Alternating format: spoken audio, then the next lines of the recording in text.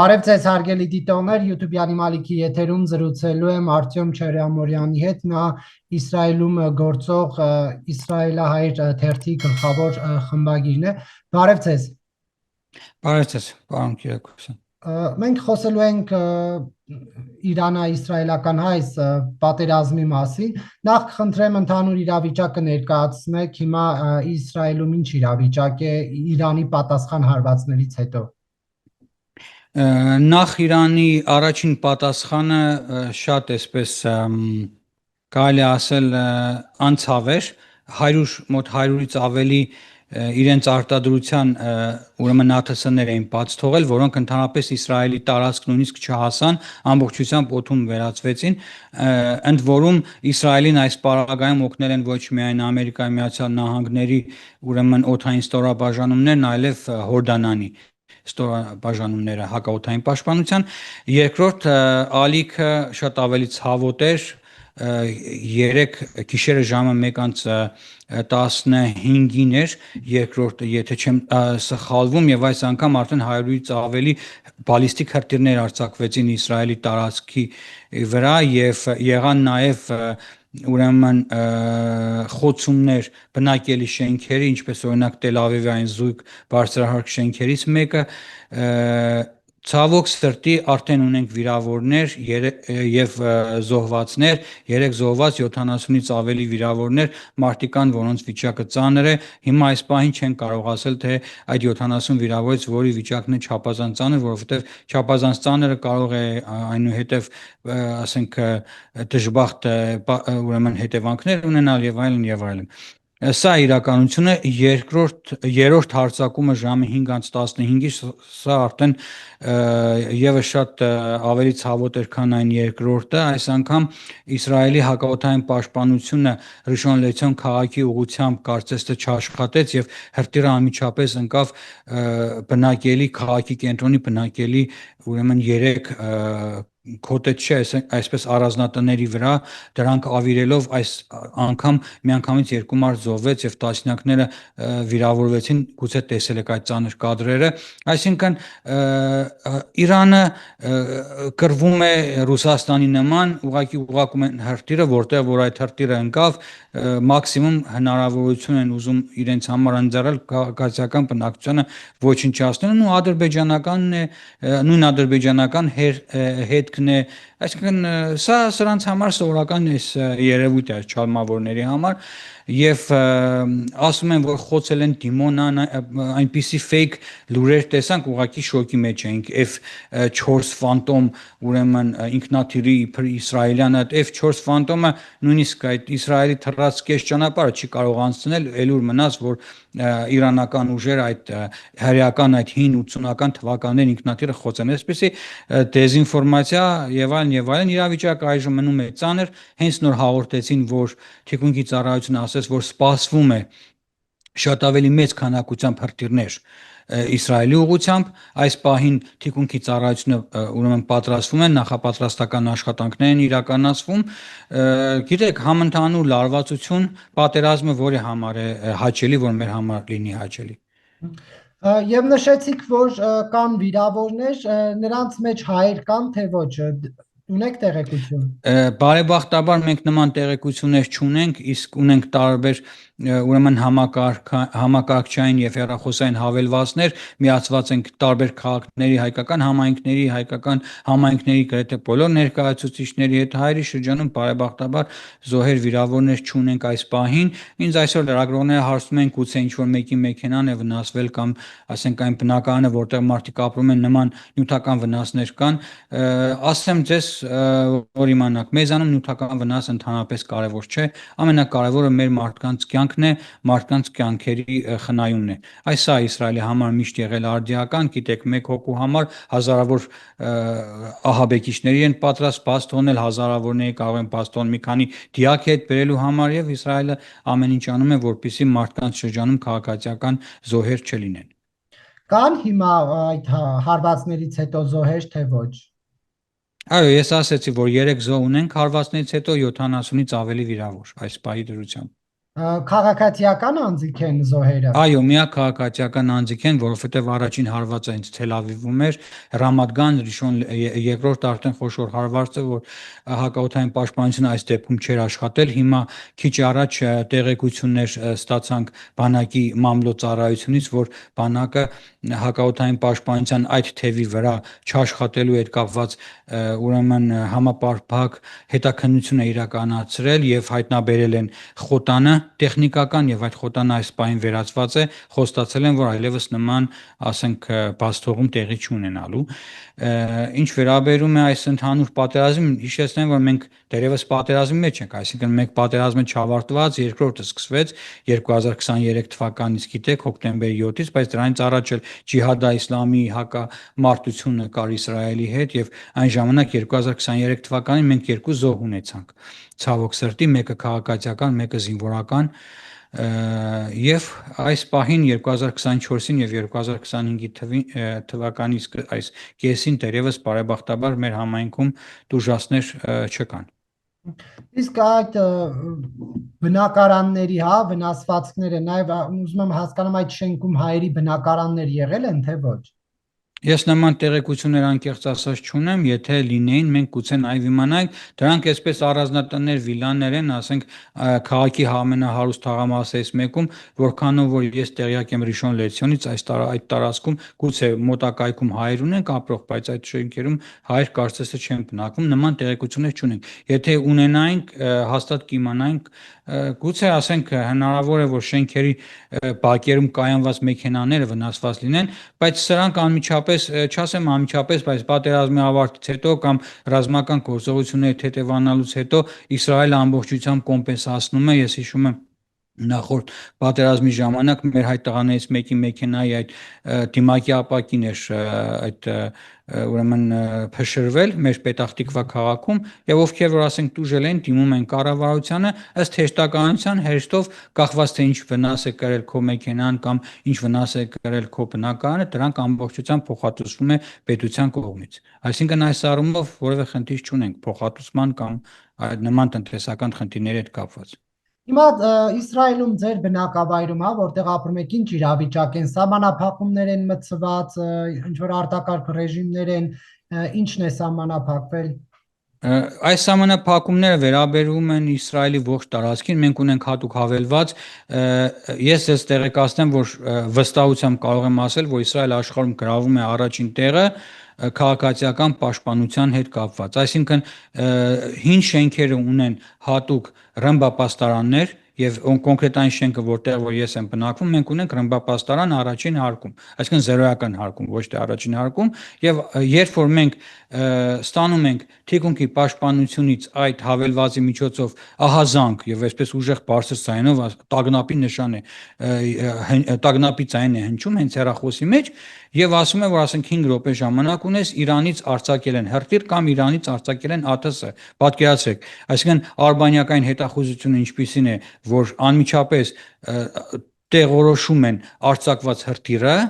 եւ անմիջապես SMS են ուղարկում Իսրայելի ողջ բնակչությանը թե 5 րոպե կամ 6 րոպե կամ մի ժամ ժամանակ ունեք եթե ԱԹՍ-ը դա երկար է գալիս եթե ասենք բալիստիկ հրթիռը մինչեւ 16 րոպե ժամանակ այսինքն նախքան ասել են որ գալիս են հրթիռները թե գալու են հիմա ասել են որ գալու են սպասեք ավելի լուրջ հարվածի բայց անկեղծ ասեմ այս երկու գիշեր չեն քնել ասենք երեխաների հետ ամեն անգամ ստիպված այս իրավիճակում փորձում ենք խաղալ երեխաները եկեք իջնենք ներքև ով առաջինն է հասնում ով վերջինն է հասնում եւ այն այսպես փորձում ենք այդ ստրեսային իրավիճակը երեխաների մոտ մի փոքր մեղմացնել իջնում ենք ռմբապաստարան այս անգամ ի տարբերություն նախորդ անգամների շատ ավելի երկար ենք մնում թիկունքի ծառայությունն ասում է մնացեք այնքան ժամանակ մինչև մենք հայտարարենք որ վտանգը անցել է այսինքն կամ ընդհանուր հրթիռներն ընկնում են երկրի վրա կարողանում են խոցել կամ չեն խոցում ընկնում են հետո դրանից հետո նոր ասենք մոտ 1 ժամ հետո 40 րոպե հետո կամ թե 20 րոպե հետո կախված թե ինչպիսի հարձակում է տեղի ունեցել SMS ենք ստանում ասում են ժողովուրդ կարող եք արդեն դուրս գալ ռմբապաստարաններից բայց գնացեք ասենք եղեք մոտ ռմբապաստարաններին հետո դրանից հետո մի 2 ժամ անցնում է ասում են կարող եք արդեն դուրս գալ այսինքն պարտադիր չէ ռմբապաստարաններում կամ ասենք նման սենյակների մոտ պաշտպանված սենյակներում գտնվելը Այսպես, հիմա այս պահին, հենց այս պահին մենք հարահանգ ունենք լինել ռմբապաստարաններին մոտ, պաշտպանված սենյակներին մոտ, այս պահի դրությամբ։ Քանի որ դուք լրատվամիջոցի ղեկավար եք, ուզեի ավելի շատ նաև այս տանենք մի քիչ քաղաքական ուղղությամբ Այո, սիրով։ Տեսեք, Իսրայելից հայտարարել են, որ Թեհրանը կրակի կմատնվի, եթե շարունակեն հրթիռներ արձակել, սա ինչ է նշանակում, այսինքն 14 միլիոնանոց բնակչություն ունեցող քաղաքը ոչնչացնելու մասին է հայտարարում պաշտոնական Թել Ավիվը։ Ոչ, սա ուղղակի ուղերձ է, ուրեմն պարսիկներին, ընդհանրապես իսրայելյան շատ հեռուստատեսություններ, այդ թվում նաև Բենյամին Նեթանյահուն ժամանակ առ ժամանակ անգլերեն լեզվով ելույթներ են ունենում ու իրենց ելույթներն ուղղում են պարսիկ ժողովրդին։ Ասում են, որ հрьяաներն ու պարսիկները հազարավոր տարիներ իրար բարեկամ ժողովուրդներ են, ու սա փաստ է, հավատացեք, սա փաստ է, որովհետև մինչև շահի իշխանությունը Իսրայելը ամենալավագույն հարաբերություններն ուներ Իրանի հետ։ Երբ որ այս հեղափոխությունը ունեցավ, սրանից հետո 70-ական թվականներից հետո իրադրությունը կտրուկ սրվեց եւ այս հիմնականում Իրանը ամեն օր հայտարարում է, որ պետք է գետին հավասարեցնի Իսրայելին։ Հիմա ինչ վերաբերում է ձեր հարցին, Իսրայելը ունի կոնկրետ ուրեմն թիրախներ Իրանի հետ կապված։ Սկզբում, եթե հիշում եք, մի քանի հարձակում տեղ ունեցավ, առաջինով ուրեմն վերացրեցին այդ կարևոր մարդկանց, երկրորդ, երրորդ դեմքերին Իրանի ռազմական ղեկավարության, սրան հաջորդեց արդեն միջուկային օբյեկտների ուրեմն հրթիռահարումները, այնուհետև հակաօդային եւ միաժամանակ հակաօդային պաշտպանության ոչնչացումը ամբողջական Իրանի, ընդ որում շատ ռուսական արտադրության Պանցիր M տեսակի հակաօդային պաշտպանություն են վերացրել հրեաները, իսկ հիմա, երբ որ նման հայտարարությամբ են ռազմաքաղաքական ղեկավարությունը Իսրայելի հանդես գալիս, ես ինչպես կարող եմ սա մեկնաբանել, շատ պարզ, Իրանը ունի շատ կարևոր լուրջ ռազմավարական նշանակություն ունեցող թիրախներ, որոնք են Իրանի նավահանգիստները, նավթային ուրեմն ռեզերվուարները, նավթային պաշարները եւ խոշոր տնտեսական կենտրոնները։ Քանի որ Իրանում առանցալ են տնտեսական ծանր իրավիճակ է, եւ ես սկզբում ասացի, որ միշտ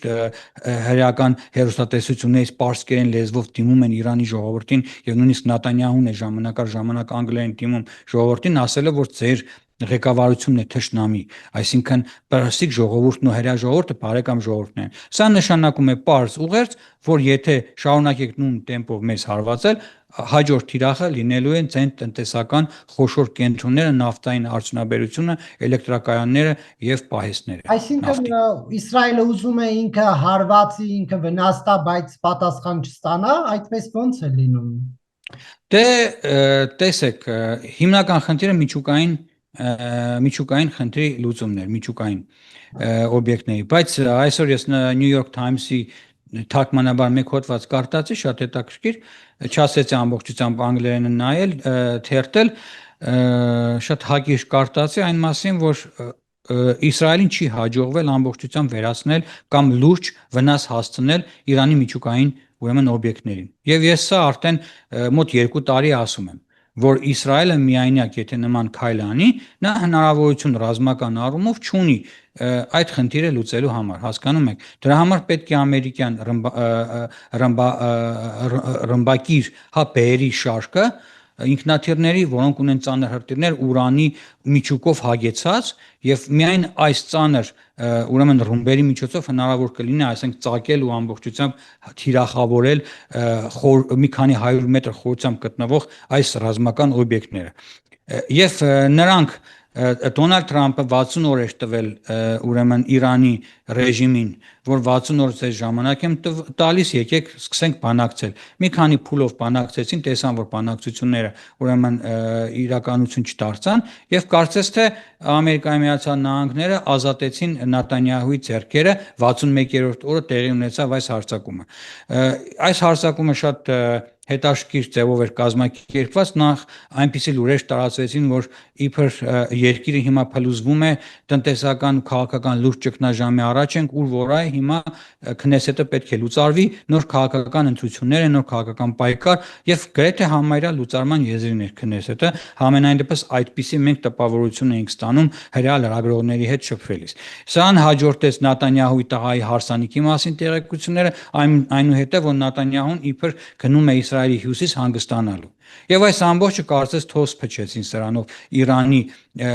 Իսրայելում գործող լրտեսների աչքերին եւ նաեւ Իրանի հետախուզության աչքերին եւ այդ գիշերը հարձակումը իրականացրեցին։ Ես իմ վերջին վերլուծության ժամանակ մտածում եմ, որ մինչեւ ամսու 15-ը չեն հարվածի, ես ասում եմ, որ անընդհատ կհարվածեն, ուղղակի ընդամենը 1.5 օրով սխալվեցի իմ հաշվարկների մեջ, որովհետեւ հասկանում եք, չունեմ այն տեղեկություններն, ինչ ունի Նատանյահուն։ Ինչ վերաբերում է ձեր հարցին, նորից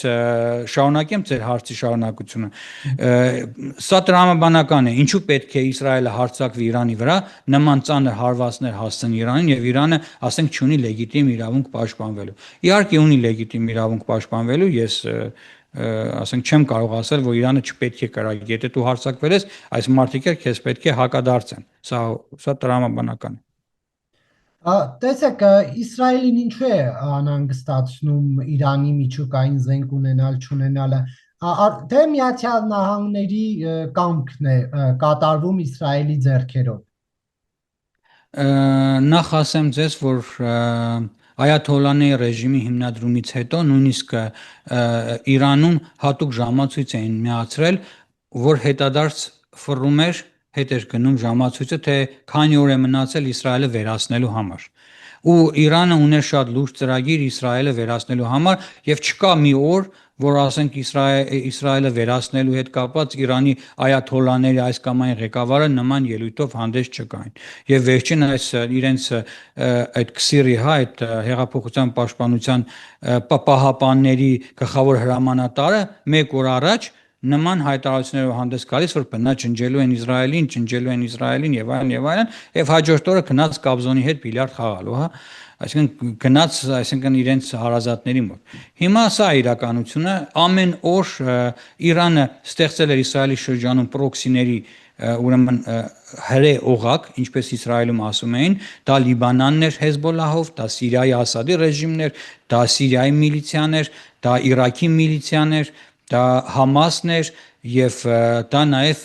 Եմենի հութիներն էին։ Տեսեք ինչպիսի հզոր օղակ էր ստեղծել ու անընդհատ գնալով այդ օղակը Իսրայելի կոկորտին սեղմվում էր ու այս պետությունը իրավունք ունի նաեւ լեգիտիմացիա ունի իրեն պաշտպանելու եւ սկսեցին պատերազմը, հիշեցնեմ, հոկտեմբերի 7-ի հարձակումից հետո։ Այսինքն առաջինը հարձակվող կողմը եղավ Համասը, մտան 1200 հոգի ուղակի մորտեցին, սպանեցին, կերեվարեցին, որին հաջորդեց Իսրայելի հետագա ռազմական գործողություններն ու այն պատերազմական գործողությունները, փայլուն այն Pager-ների օպերացիան Լիբանանում, Լիբանանի այդ պարագլուխների Նասրալլայի գլխավորությամբ ոչնչացումը, տեսակ ինչ տեղի ունեցավ Լիբանանում այսօր առողջ գործընթաց է տեղի ունենում Սիրիայի Ասադի ռեժիմին, նպաստեցին, որ ռեժիմը տապալվեր, նպաստեցին Համասի քայքայման, այսինքն կարծես թե շիաներից Մեծավոր Արևելքը սկսեց շնչել։ Շիաներից կարծես թե կարողացավ ձերբազատվել Իսրայելի օգնությամբ, սա թե որքանով է լավ կամ վատ, ես կարող եմ ասել որպես Իսրայելի բնակիչ, որ մեր համար իհարկե շատ ծանր է 23 տարի ես ապրելով Իսրայելում անընդհատ ռազմական գործողությունների մեջ եմ եւ կարող եմ ասել, որ միակ հայ լրագրողն եմ, որ 23 տարի այստեղ ապրելով լուսաբանում եմ Պաղեստինա-իսրայելյան հակամարտությունը, պարոն Կիրակոսյան։ Ես սա իրականություն։ Տեսեք, հիմա ինչ է սպասվում այս ուղղությամբ, սա ավելի է խորանալու, թե ինչ որ հանգուցալուծում է ունենալու, դուք ինչ ենթադրություններ ունեք։ Նախ ենթադրելը դժվար է, բայց կարող եմ ասել, որ հիմա Իրանը շատ ավելի հուշկուն կպատասխանի, գուցե 150-ի փոխարեն 200 կամ 300 հրթիռ այս անգամ բալիստիկ կուղարկի, դրանց մի 10%-ը գուցե նաև ենթադրում եմ, որ կարող է նաև ընկնել Իսրայելի տարածքի վրա, որտեղ բալիստիկ հրթիռներ չկա աշխարհում մի պետություն, որ 100%-ով կարողանա բալիստիկ հրթիռները խոցել։ Սրանք հաջորդի մեր մոտ ռազմաքաղաքական ղեկավարության խոսքերով մոտ 2 շաբաթից ավել այս ռազմական գործողությունները տևելու են եւ թեժանալու են մինչեւ 2 շաբաթվա ընթացքում։ Եթե Ամերիկայի Միացյալ Նահանգները ի վերջո իր դաշնակցին որոշի պաշտպանել եւ ոչ միայն պաշտպանել, այսինքն հիմա արդեն իսկ պաշտպանում է հրթիռներից, օդը պաշտպանում է, բայց եթե որոշի գործի դնել այն ծանր ռումբերը իր բեհամակարգի բեերի միջոցով, այդ ծանր ուրեմն ինքնաթիռների միջոցով, սրանք արդեն կարող են լուրջ հարված հասցնել Իրանի միջուկային ծրագրին եւ Իրանի միջուկային ծրագիրը, ինչպես նախկինում Իսրայելը փակեց հաշիվը Սիրիայի միջուկային ծրագրի հետ կապված, այդ հարցը կփակեն, բայց թե արդյունքում ինչ հետագա զարգացումների կհանգեցնի այս պատերազմի ծանր հետևանքներ, սա արդեն միայն Աստծուն է հայտնի, որովհետև եթե հիմա հարվածներ հասցվեն առանց այն էլ հիմա նավթը արդեն թանկացել է մեկ օրվա ընթացքում, եթե հարվածներ հասցեն հիմա նավահանգիստներին, Իրանի նավահանգիստներին, նավթային արդյունաբերությանը եւ լուրջ տնտեսական վնաս հասնեն, ուրեմն նավթի գինը կբարձրանա, Դոնալդ Տրամփն իր խոսքերի տեր չի կարող լինել, որովհետև խոստացել է, որ նավթը շատ իջնելու է, այստեղ իհարկե Ռուսաստանը ձեռքերը շատ կտակասնի, կուրախանա, որ նավթը բարձրացել է, կունենա ֆինանսական լուրջ մուտքեր, բյուջե եւ հնարավորություն ուկրաինական պատերազմում որոշակի ռևանշի հասնելու համար, այսինքն բավականին լուրջ միջազգային տեկտոնական իմ կարծիքով շարժումներ կլինեն, հուսանք, որ այս երկու շաբաթվա ընթացքում այս ամբողջ կհանգուցալուծվի, համենայն դեպս ես երեք տեղեկացա, որ Իրանի կողմը ցանկություն է հայտնել բանակցությունները Ամերիկայի Միացյալ Նահանգների հետ շարունակելու, բայց Իսրայելը այս երկու օրվա ընթացքում բոլոր այդ բանակցային սեղանին մասնակից մարդկանց վերացրել է, թե հիմա ում են ուղարկելու նորից ամերիկացիների հետ բանակցելու, միայն այաթոլլահին է հայտնի։ Եվ ինչ եք կարծում, արդյոք Իրանը-իսրայելական այս հակամարտությունը հարավային Կովկասում առանց այն էլ էս փխրուն խաղաղությունը կամ կայունությունը ավելի ճիշտ չի վտանգի։ Ես կարծում եմ, որ արդեն իսկ վտանգել է, որովհետև եթե օրեցօր այս Իրանը-իսրայելյան հակամարտությունը խորանա, սա արդեն ամեն օր գնալով նոր մարտահրավերների առջև է կանգնեցնելու Հայաստանի Հանրապետությունը, ինչպես կորոնավիրուսի ժամանակ Ադրբեջանը առիթից օգտվեց, այնպես էլ Իրանը-իսրայելյան պատերազմից կարող է առիթավորվել եւ ուրեմն նաեւ գուցե նաև որոշակի ռազմական օպերացիա, ինչպես ինքը ասում է, սկսի Հայաստանի նկատմամբ, ես օրինակ շատ վատ ընդունեցի Հայաստանի Հանրապետության ղեկավարության եւ արտգործնախարարության խիստ դատապարտումը, ասենք Իսրայելի կողմից Իրանի հարձակման հետ կապված, հա, մենք պետք է այս դեպքում ինչպես այաթոլլաների ռեժիմն ու նախագահներն էին գնում Ադրբեջան ու ողջունում էին Ադրբեջանի տարածքային ուրեմն ամբողջականությունը, հողերի վերականգնումը եւ երթվում են միասին հազարամյա իրենց բարեկամության մեջ, ինչու պետք է Հայաստանը այսպես լուրջ կտրուկ քայլեր անել արևմտյան ամենախոշոր պետության դաշնակից Իսրայելի նկատմամբ։ Այն դեպքում, երբ որ ամեն օր Հայաստան ամերիկյան պատվիրակություններ են գալիս, խոսում են հարաբերությունների ջերմացման, հարաբերությունների լավացման մասին, անընդհատ մենք տասնյակ տարիներ այստեղից ասում ենք, ասել Իսրայել հասկանում ես Ամերիկա, ասելով Ամերիկա հասկանում ես Իսրայել։ Այսինքն պետք է հարաբերությունները նորմալ ղեկավարես, նորմալ դրսևորես, նորմալ հարաբերություններ Իսրայելի միջոցով նաև հնարավոր, ինչպես տեսեք,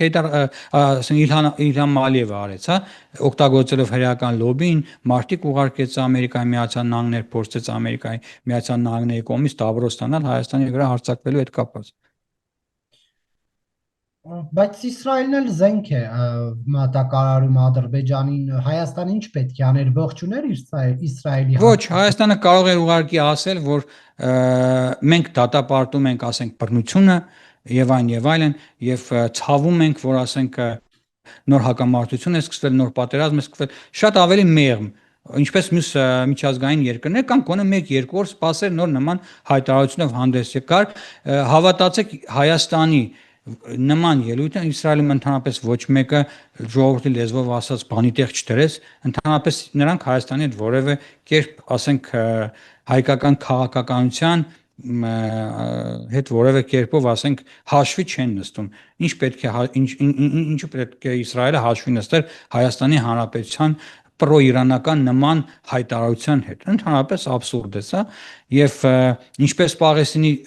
կառավարության Պաղեստին պետության հանկարծակի ճանաչումը չգիտես ում թելադրանքով, ավելի ճիշտ գիտենք ում թելադրանքով, սա էլ այսպես հարված էր, հազիվ սկսել էինք հայ-հրեական հարաբերությունների մի փոքր ջերմացման այս պատերազմից հետո, իսկ ինչ վերաբերում է զենքեր կապված, ժամանակին եկան, նախկին կառավարություններին առաջարկեցին զենք, նույն քանակությամբ, նույն որակի, նույն ձևի, խնդրեցին լինել Իսրայելի դաշնակիցը, նրանց դեմքին դուրը փակեցին, շրխկացրեցին, ճանապարհեցին, ինչպես որ ես ժամանակին, երբ որ մասնակցում եմ Իսրայելից որպես պատվիրակ, միակ հայ պատվիրակը, որ գալիս է Հայաստանի Հանրապետություն քառօրյա պատերազմից հետո եւ բարձրաձայնեցի 5 միլիարդ վաճառված զենքի մասին, զինատեսակների մասին, ծափահարեցին, ինչ ճամփու դրեցին Իսրայել։ Ու ինչ փոխվեց։ Մի հատ ԱԹՍ չունենք 40 քառօրյա պատերազմի ժամանակ։ Դուք ինչ կարծիք ունեք, Ադրբեջանի տարածքը որևէ կերպ այս պատերազմին օգտագործվում է, թե ոչ, Ադրբեջանը մասնակցություն ունի, թե ոչ։ Այո, ունի մասնակցություն, բայց միայն հետախուզության առումով, քանի որ ինչպես մենք գիտենք, Արցախից գրաված տարածքները, հատկապես Իրանի սահմանակից տարածքները, Իսրայելը այնտեղ ունի նաև օդանավակայաններ, հատուկ հենակետեր հետախուզության համար, վստահ եղեք, որ Իրանի ու Ադրբեջանի հարակից բոլոր տարածքների ռազմական օբյեկտների նկատմամբ հետախուզությունը իրականացվում է Ադրբեջանի տարածքից, բայց Ադրբեջանի տարածքը երբևէ չի օգտագործվելու Իրանի վրա հարձակում Իսրայելի կողմից կատարելու համար։ Եվ դրան Իրանից պատասխան կլինի Ադրբեջանին։ Որ Իրանը պատասխանի, իհարկե ոչ։ Իրանը սրա մասին վաղուց գիտի, դրանից բացի էլ մի մոռացեք, որ Ալիևը կանչեց Իրանի նախագահին, կանչեց ու Իրանի նախագահը հետ չդարձավ։ Սա պատահականություն էր, իհարկե ոչ։ Կանչեցին եւ Իրանի նախագահի հարցերը շատ գեղեցիկ ձևով տեղում լուծեցին, գուցե նաեւ հնարավոր է, որ այդ տարածքներում ուղղակի լազեր են օգտագործել, որը Իսրայելը հիմա շատ փայլուն օգտագործում է Հեզբոլլահի եւ Իրանի ԱԹՍ-ները խփելու համար։ Որևէ, ասենք, լազերի, ասենք, այդ բանը չի երևում, ինքնաթիռը թռչում է եւ միանգամից հանկարծակի այրվում է մի թևը կամ ինչ-որ մի բան այրվում է եւ ինքնաթիռը ընկնում է։ Սա է լազերը, որևէ հետք չի թողնում, որևէ հետք ոչ մի բան չի երևում, թե ինչու է սա տեղի ունեցել, իսկ այաթոլլաների ռեժիմը քանի կա, ոչ մեկը Իրանում կամ նրա սահմաններից դուրս չի իմանա, թե ով է սպանել իրենց նախագահին։ Տեսեք, պահանջը որն է, որ Իրանում իշխանություն փոխվի, Իրանը հետ կանգնի իր միջուկային ծրագրից, որն է լինելու օրինակ Իսրայելի կանգառի կետը։ Ամենակարևոր Իսրայելի գլխավոր նպատակը Իսրայել պետությունը պաշտպանելն է իրանական պրոքսիներից, այն հութիներից, որոնք ամիսներ շարունակ գրեթե ամեն օր մեզ այստեղ գժվացնում են, ինչքան կարող է այս պետությունը հանդուրժել այս պրոքսիներին, Հեզբոլլահը, Համասը, հութիները, այս տարբեր տեսակի միլիցիաները եւ այլն, այսինքն Իրանը վերջերս 2 օր առաջ հրապարակվեց Իրանի ծրագիրը հետախույզների կողմից ներկայացված, թե ինչպիսի ծրագիր է Իրանը ներկայացել Իսրայելը քանդելու հետ կապված, միաժամանակ տարբեր ուղղություններով, թե Լիբանանից, թե Սիրիայից, թե Համասից, Գազայի գոտուց Համասի ղեկավարությամբ տասնյակ հազարավոր ահաբեկիչներ պետք է ուղղակի ներխուժեին Իսրայելի տարածք, ոնց ինչպես արեցին հոկտեմբերի 7-ին, կոնկրետ ասած, ռուսերեն լեզվով ասած, ոնց որ ռեպետիցիա լիներ հոկտեմբերի 7-ը իրանցիների համար, եւ սրանք փորձում են այս ձևով Իսրայել պետությունը ոչնչացնել հենց իրենց սկզբած իշխանության եկած օրվանից։ Իսրայելը պետք է որպես պետություն իրեն պաշտպանի, իսկ թե ինչպես է պաշտպանելու, երկար տարիներ անդադ ասում էր ուրանը մի զարգացրեք, ուրանի ծրագիրը վերջացրեք, որովհետև ունենալով ուրան, ունենալով միջուկային զենք, Իրանը կդառնա ընդհանրապես ողջ աշխարհի համար իմ կարծիքով բավականին վտանգավոր կանխատեսելի պետություն։ Եվ հիմա նայեք եվրոպական պետությունները ինչ որ մեկը քննադատեց հզոր ձևով Իսրայելին, իհարկե ոչ, կամ ցավ են ապրում, կամ մի փոքր վրտովված են, կամ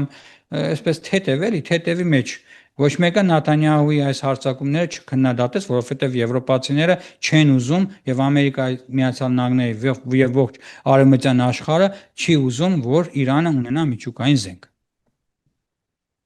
Եվ ինչ է կարծում, պատերազմը ցամաքային կդառնա, թե ոչ նկատի ունեմ Ոչ, չեմ կարծում Իսրայելը նման հնարավորություններ չունի Իրանի նման խոշոր պետության հետ ցամաքային պատերազմ վարելու։ Ընդհանրապես չունենք ոչ սահման, ոչ հնարավորություն, գուցե այս ընթացքում որոշակի միջուկային օբյեկտների վրա դիվերսիոն, ուրեմն հարձակումներ տեղի ունենան, ընդ որում պետք է ասեմ, որ հենց առաջին հարձակումը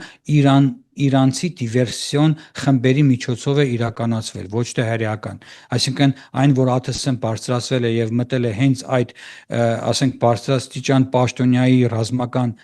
հրամանատարի հենց լուսամուտից ներս է մտել եւ հենց իրեն իր ննջասենյակում պայթեցրել է, սա վկայում է նրա մասին, որ Իսրայելը ունի շատ հզոր լրտեսական ցանց նաեւ Իրանի ներսում, հենց իրանցիներից բաղկացած, ինչքան էլ որ նրանք որսան իրանցիներին ու այսպես վերամբարձ կրունկներից կախեն Թեհրանի կենտրոնում, համենայն դեպս մարտիկ զանգվածաբար ատում են այդ ռեժիմը եւ նաեւ գուցե սա նպաստի հենց այդ կոչերով էլ Իսրայելի հերոստատեսություններից իրանագետներն ու նախկին Իրանի քաղաքացիները ազգությամբ հրեա կոչով են հանդես գալիս, որ հարգելի պարսիկ ժողովուրդ, հարգելի իրանցիներ, մենք ձեր թշնամին չենք, ձեր թշնամին ձեր ռեժիմն է, փոխեք այդ ռեժիմը, եկեք համերաշխ երկու ազգերով ապրենք։ Նաև իշխանափոխության շատ լուրջ մեսիջներ են ուղարկվում գրեթե ամեն օր մի քանի անգամ, ասենք Իրանի ժողովուրդը։ Քաղաքական գործընթացներին միջամտելու փորձ է արվում։ Այո, նաև քաղաքական գործընթացների միջոցով իրենց ուզածին հասնելու փորձ է իրականացվում, իսկ ինչ վերաբերում է Ամերիկայի Միացյալ Նահանգներին, այս պայն Ամերիկայի Միացյալ Նահանգները չի մասնակցում Իսրայելի հարձակումներին, այլ ուղղակի կանաչ լույս տվեցին, որ Իսրայելը մենակ հարձակվեր, բայց մենակ հարձակվելով է նույնիսկ եմ կրկնում միջուկային օբյեկտները ամբողջությամբ վերացնել հնարավոր չէ։ Եվ վերադառնալով էլի քաղաքացիական բնակչությանը, կա երկրից հեռանալու ցանկություն, խոսակցություն, թե դեռ իրավիճակը այդ փուլին չի հասել։ Այսօրվա դրությամբ մինչև հունիսի 18-ը քիչ առաջ տեղեկացա թիկունքի ծառայությունից մինչև հունիսի 18-ը Իսրայելում օդանավակայանները փակ են եւ Իսրայելը Ռուսաստանի նման պետություն չի, որ իր ինքնաթիռները շախտա օդանավակայաններում, հասկանում եք, այսօր ոչ մի օդանավակայանում գրեթե մեկ օդանավ չես տեսնի։ Հենց ռազմական գործողություններ սկսելուց առաջ բոլոր ինքնաթիռները կարծես թե անհետացան։ Իպրոս տեղափոխել, հա։ Ոչ, տեղափոխել են ուրիշ երկրներ։ Ավելի բարեկամական երկրներ։